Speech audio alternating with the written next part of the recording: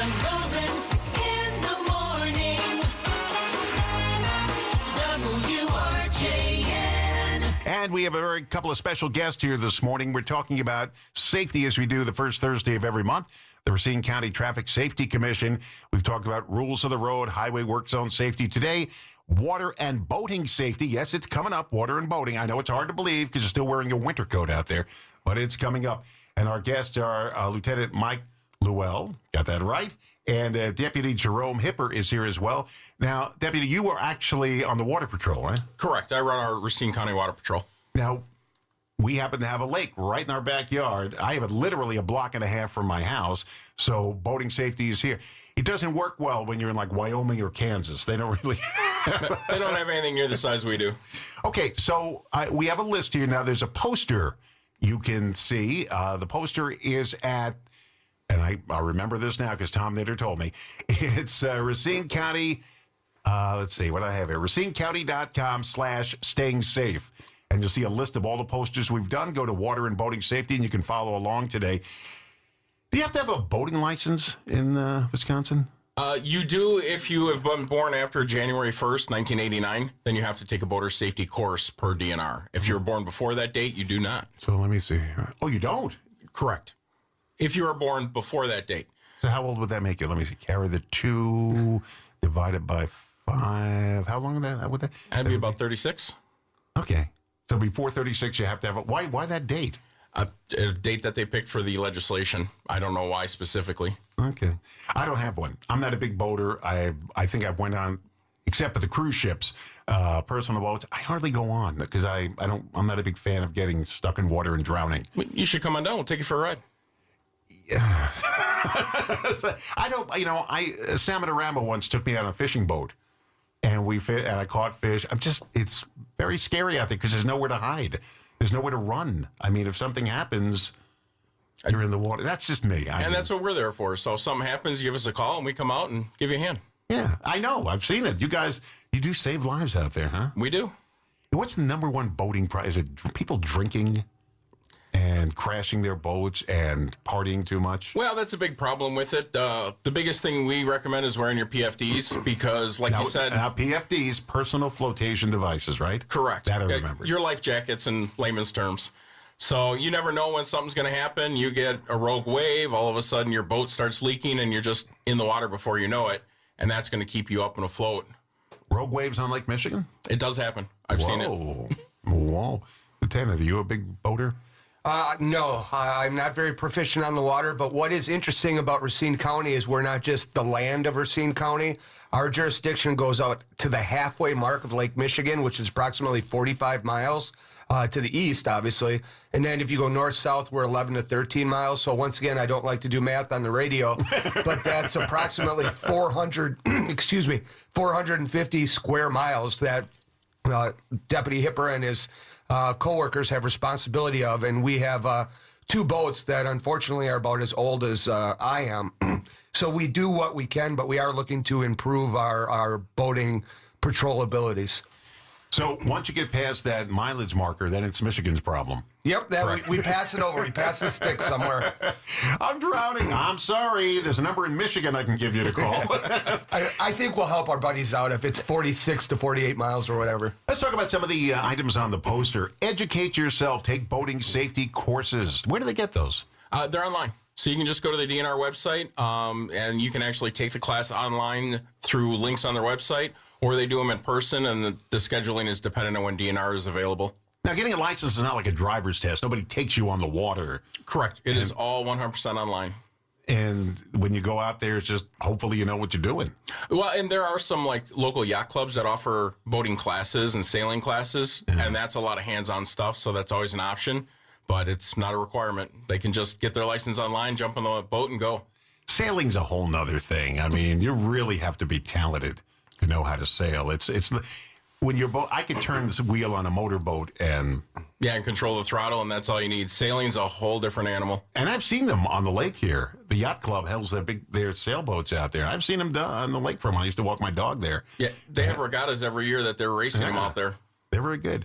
Okay, so you can go online. Do you happen to know where that is online? It's just was it Wisconsin DNR Or is it DNR.com? It's whatever the DNR website is. So if you Google DNR boating, Yeah, Wisconsin classes, DNR. Just make sure it's Wisconsin because you need the DNR from our state. no charge.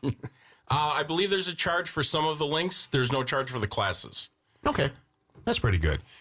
I noticed you drink. You don't. Is that water? 'Cause- Now that is coffee. See, this morning, just for this, I brought in my water, just to get in the mood this morning. I'll hit up the water after the coffee. Actually, I don't. I never had a cup of coffee in my life. I worked third shift for 10 years, so you get used to it. You know, I mentioned earlier it was peanut butter and jelly day yesterday. I've never tasted peanut butter or jelly in my. Yeah, put them together. I've never tasted it. Well, then you have to decide upon creamy or crunchy with the. I'm with not. the- I won't even touch the jar. My wife brings peanut butter in the house. I don't touch it. Never had coffee. Never had a beer. Never had a cigarette. Never. I mean, just. Well, cigarettes never been my vice, so Never tried we're one. there together. I never tried one. So, yeah. My wife doesn't drink coffee, so we don't even own a coffee maker. So if you come to my house, bring your own coffee. Or your studio. Yeah, right. Well, actually, we do have a coffee maker here. Okay. Yeah, they make tons of coffee out there. I just don't drink it. All right, so you can educate yourself. Life jackets. I know people don't look good in them, and I know some of the big tough people on the lake don't want to wear them, but they do save your life. They do. We wear them every time we go out. If they're too uncomfortable for you, they do make ones that self-inflate when you hit the water. They're a lot thinner. Oh, really? They do. They're a lot thinner, a lot more comfortable to wear. Those are a different type, so you have to be wearing them for them to count as a life jacket in the boat. It can't be sitting next to you, but they are a lot easier to wear. It's just a very thin collar.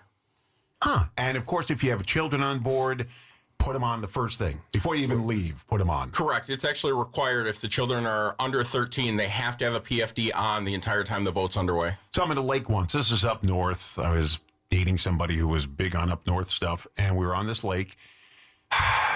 And I got on this little pontoon island type of thing there with the oil barrels holding it up. And I had to get back to shore, and somebody said, uh-oh, there are leeches all over. How am I going to get back? So I jump in the water, and I see somebody with a leech on their shoulder, and I start to panic. And to this day, I remember exactly what that felt like, being in the water, panicking, and not being able to swim all of a sudden. I'm a pretty decent swimmer, but I panicked, and I couldn't go. I was sinking. And if I had a life jacket, I could just sit there and float. And they do save lives because people panic. You see a boat go down, you get upset. You're going to start panicking and flailing all over the place, worrying about your guests on the boat and everything. That's the bad part. We're going to talk about the fun part of boating. It's coming up in just a moment. Our guest this morning, we have Lieutenant Mike Lyell. He's the public safety officer for the Racine County Traffic Safety Commission, and Deputy Jerome Hipper, who's actually the boater here today. You've been boating all your life? Most of it. Yeah, my dad had a boat ever since I was growing up, so pretty much my whole life. You got gills on your side and everything? No. Okay, I was just wondering. WRJN. And this morning, it's our first Thursday of the month Staying Safe program from the Racine County Traffic Safety Commission. And Lieutenant Mike Lyell is here. He's the public safety officer, public information officer. And Deputy Jerome Hipper is here from the, you actually do the boating. You're on the boating patrol. But you showed up in a car today. Yeah, the waterway doesn't quite make it this far. But you come on like one of those ducks you see at the Dells. I would love to have one of those. That would be great. I could just go right to work and drive right in the water. Right into the water. You ever been on one of those ducks? I have. Yeah, I was there when I first moved to Wisconsin. We took one of the ducks with my daughter. It's kind of creepy when you go on land and boom, right into the water. Yeah, it's a different feeling. I was actually on one that got a flat tire, and they changed it with us on it. Well, here's the creepy part. Those things are from World War II. I mean, how many cars are on the road from World War II that you'd feel safe driving in? Yeah, not many. All right, here's my boating story. I said I'd tell you. I grew up on Long Island, in New York City on Long Island, and our next door neighbor, who was like the trash house of the neighborhood, and he had a boat.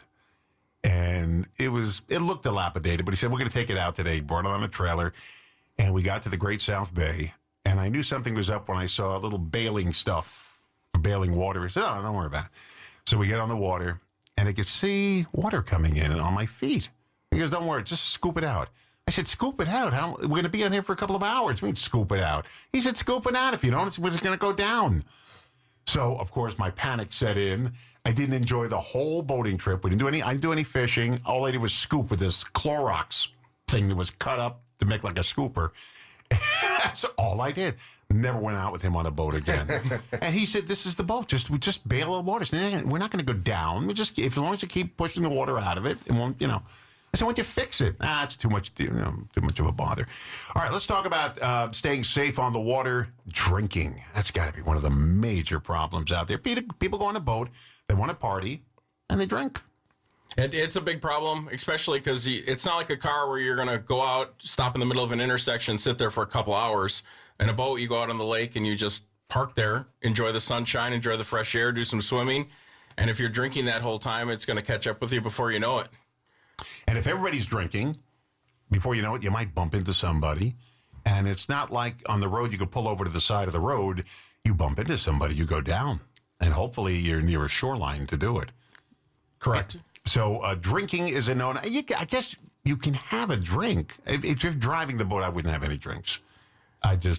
It'd be preferable if you were sober driving the boat. I mean, everybody else can have a few drinks. You just don't have it. See, I would be the guy because I don't drink. I'd be the guy driving the boat, but I don't know how to drive a boat. So stay sober. A boat operator with a blood alcohol concentration of 0.10. Is that more than a? How was that? It was a 0.08? 0.08 is the legal limit. And this says 0.10 for a boater. Well, that's because the 0.10, they're 10 times more likely to be killed in a boating accident. So that's a statistic they found through examining boating accidents. See, this is another reason why I don't want to go on a boat. Okay, personal watercraft, and that's a boat, right? It's technically not a boat. It's like a jet ski. Okay, I got a jet ski story for you. I never wanted a jet ski in my life. I'm up north, and the guy had take the jet ski. Now I wear glasses, but I didn't want to wear them on it because if they fall off, they're hard to find. It's $400 if they're hard to find. So I go on the jet ski, and I never worked one of these things before, and I get on the middle of the lake, and it conks out. And I keep getting it started, it keeps conking out. And now I don't have my glasses, and I'm looking for the shoreline to see where I'm supposed to go, because it's a resort area. And I don't know where it is. And this thing keeps conking out on me. And I go along the entire shoreline. Look, finally, I recognize somebody, and I say, "Get out of the way from me. I'm not going this thing." It conks out. Yeah, but you can get it restarted again. I don't want it to conk, because when it conks out, it bobs back and forth with me on it, and I don't want to do it. I had a life jacket on, but I still didn't want to do it. So that's my... So far, I was on a boat that leaks, a jet ski that conks out. Okay, go ahead. I would actually, on a jet ski as a kid that we had rented, and it had a leak in the crack in the hull that they didn't know about. So as I was out on it, it slowly sank away underneath me. And I still go on boats. Well, this thing didn't sink. It just kept conking out. And you've been on a jet ski? Oh, yeah, I've been on many jet skis. Really? The interesting thing about them is there's no brakes, which sounds pretty obvious, but you get people who are full throttle, and then they come off the throttle, and they just keep going, and they're bashing into things. Don't you put your feet in the water to slow you down? You could try. Yabba-dabba-doo. Yabba-dabba-doo. Trying to slow down.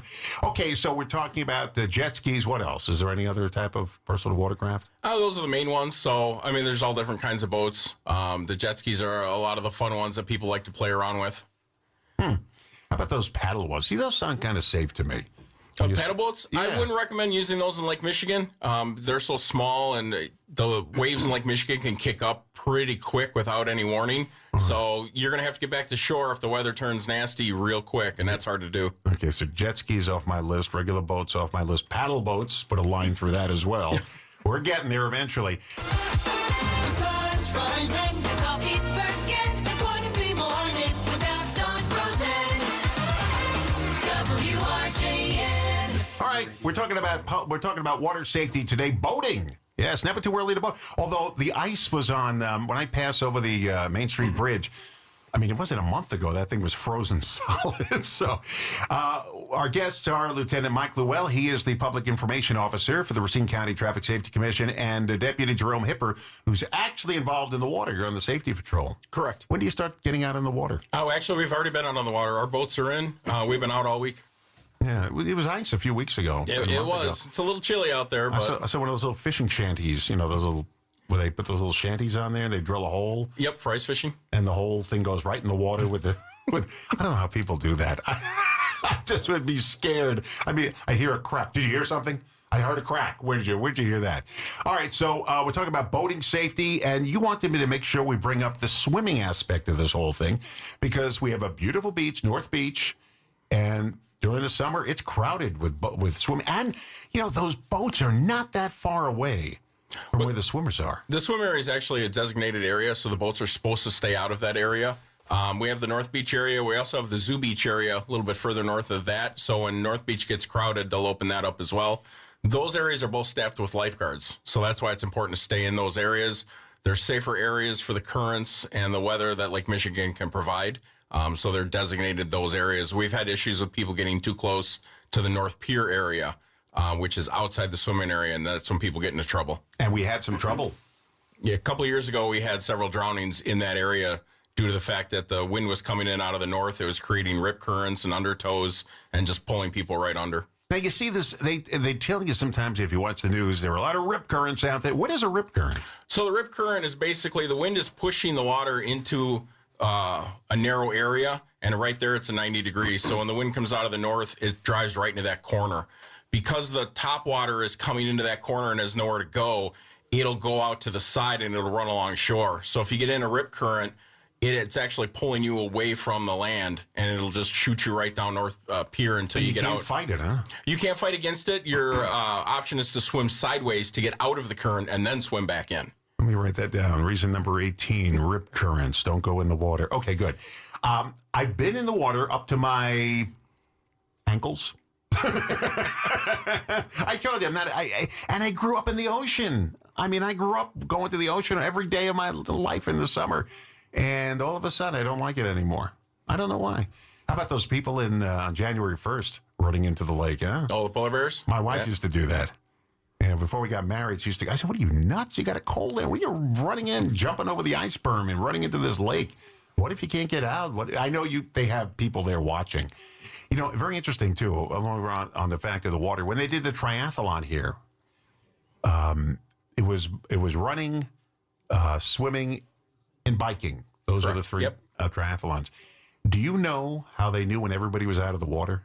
How? It's a trick. Do you know? I do not, but I've done a triathlon or two. They count the number of bicycles left on the beach. Oh. And if there's one bike left over, they got to start looking for that person. When all the bikes are gone, they know everybody got out of the water. That's the only way they could tell. Wow. I know, kind of scary, isn't it? Yeah. You don't want it, but they've never had a problem where a bicycle was left on, so that's how they measure it. Kind of scary, isn't it? Okay, we talked about when you go on the beach. I mean, even if you have put the life jacket on when you're in the lake. I mean, it's water. You can go down in that stuff. Now, do they have like a shelf under the water that dips real fast? I know when I grew up on the ocean, they did. Well, down by North Beach, it's all sand, which we have no shelf that's going to drop off to, several tens of hundreds of feet quickly. However, the sand is constantly shifting, so you can get holes and stuff that all of a sudden you're over your head, and then further out you see people standing at their knees because there's a sandbar out there. So you just never know what the contour of the bottom is going to be. I remember being in the ocean. All of a sudden, you go down. The shelf is right there, and you start swimming to get back to where you were. And of course, panic sets in for me. Let's talk about boats again. Fire extinguishers. Now, that's you have to have those on there, right? You do have to have a fire extinguisher on board. Hopefully, it's one that works. Yes. They're only good for so long. They should have a gauge on them that indicates it's working. Any boat with closed construction needs to have a fire extinguisher because the gases from the fuel can build up in there and start a fire. Okay.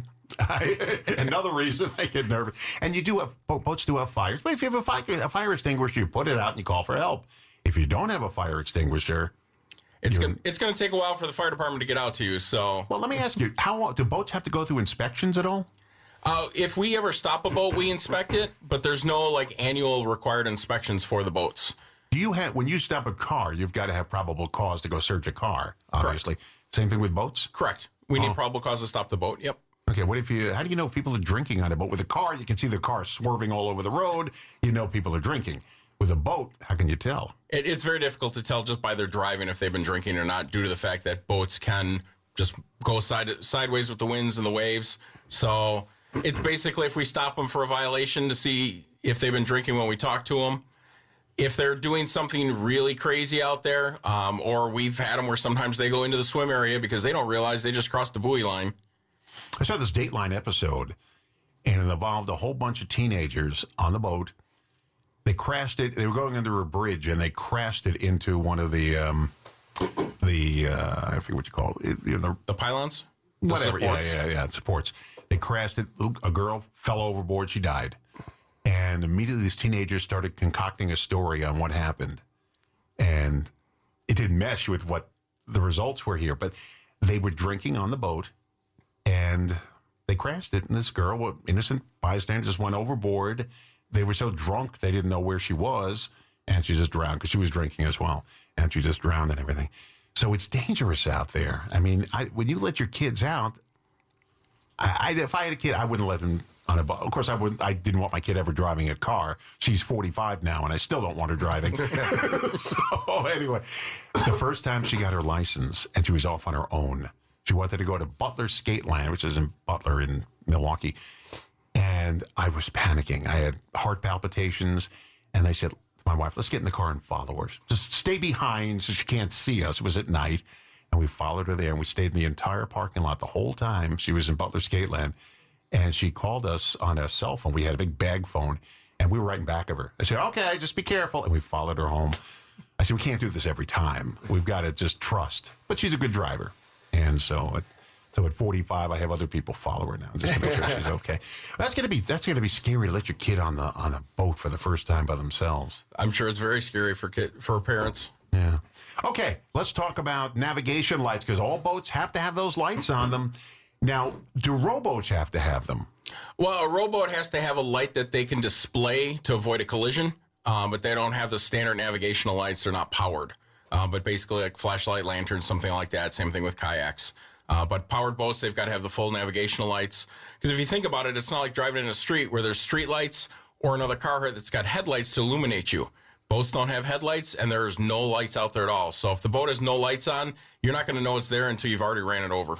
You know, I see on the 4th of July when we go out to watch the fireworks on the lakefront, and everybody's on the lake, millions of these red lights out there. They got to be real close to each other because they're just all over. Because they want to see the fireworks from the lake, and I understand it.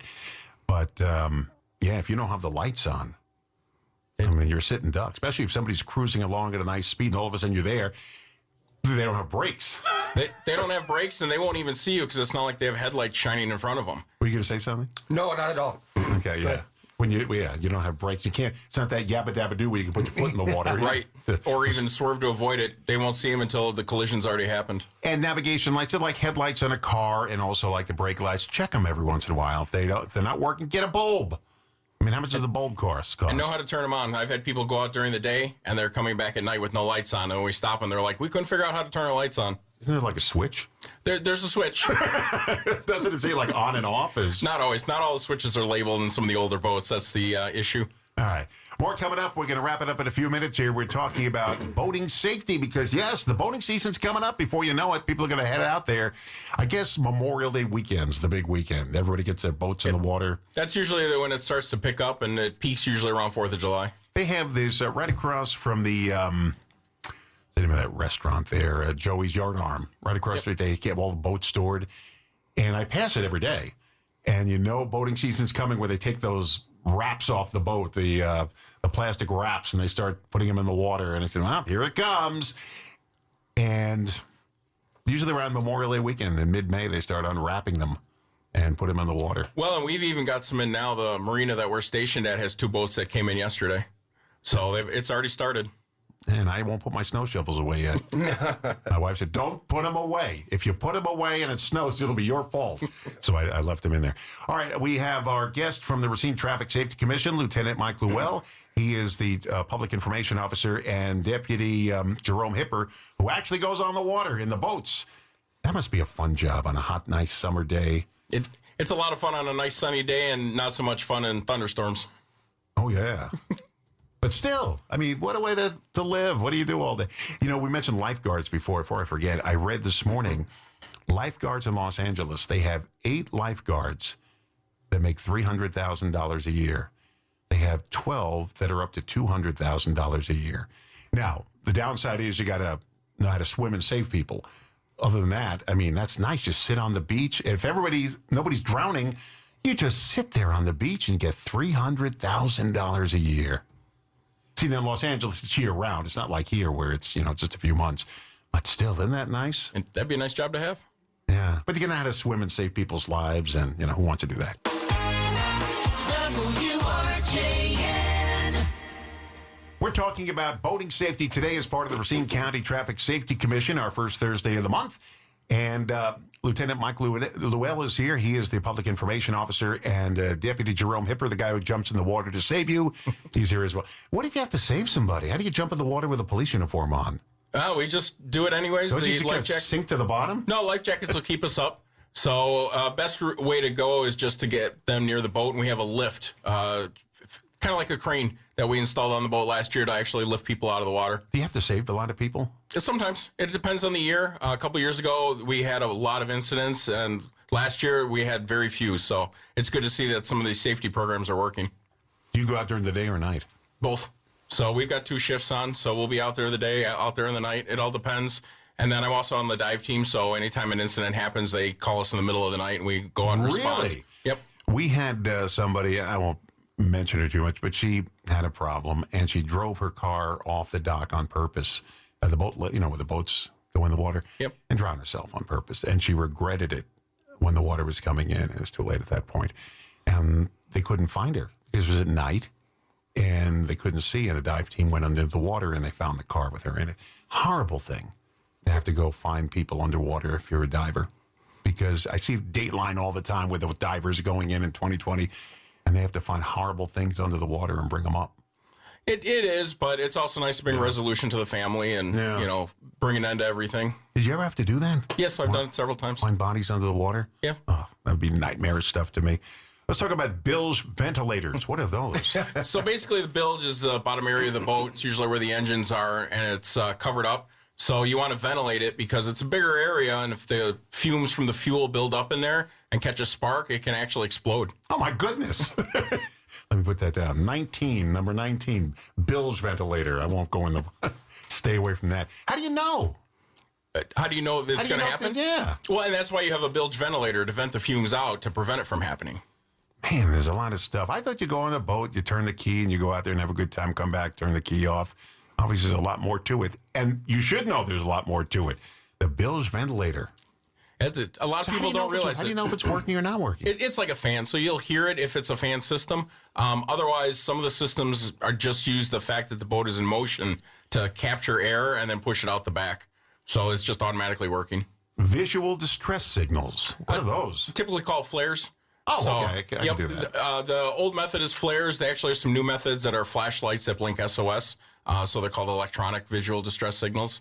So, but they're important to have in case your radio or your cell phone's not working, not getting the signal. You can just launch a flare, and that'll let people know you need help, and we can come out and get you. Do cell phones work on the lake? Depending how far out you are, yes, they do. What if you get Michigan? And it's possible if you're far enough out, you might pick up Michigan. Well, where are you? Well, that's not our problem. You better call the people in Racine on that one because you're past the line. The last time I ever heard of somebody setting up flares for distress was the Titanic, and they never paid attention to them. They thought they were just having a good time, and they paid no attention to them. But you pay attention to them. Oh, yeah, we take them very seriously. Ever since the Titanic? Well, I don't know. I wasn't back around then, so I don't know how it's changed. Could you imagine? We actually had a Titanic survivor on the air here several years ago. She's no longer with us, but Tom Carco, our news director, found it and had a Titanic. I think it was a Titanic. I'm going to remember. I think it was a Titanic survivor. I got to ask him. Yeah, I'm pretty sure. But wow, she was a little baby on the boat, on the ship. And do you imagine being on that thing, having it go down? Oh, I mean, I saw the movie. I saw like 12 movies of it.